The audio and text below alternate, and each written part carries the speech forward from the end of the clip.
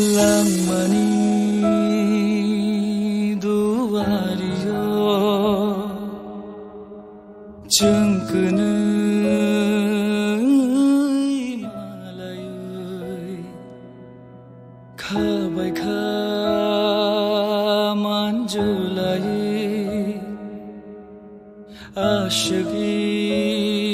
manoglai ma Chung shano barkoto Fayui shubai rikha Nungbai nuk maima Shibaya kothoma Daisha shui jak pitum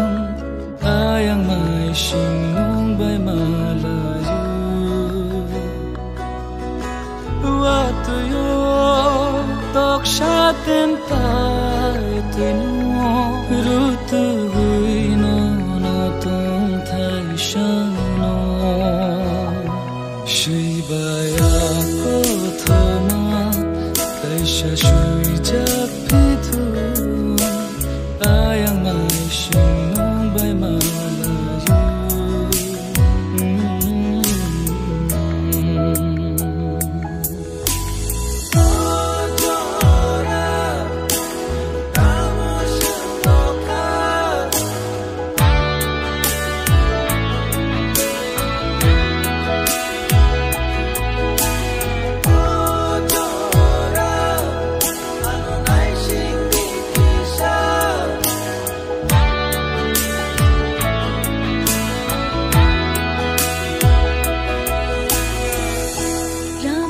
Chini halo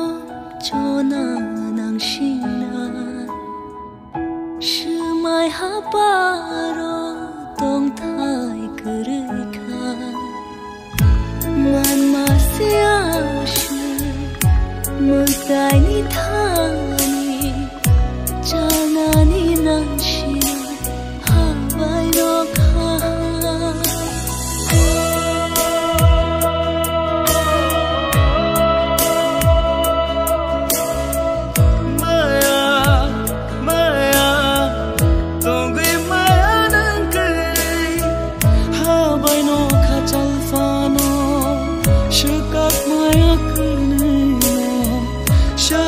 Sample kagui maya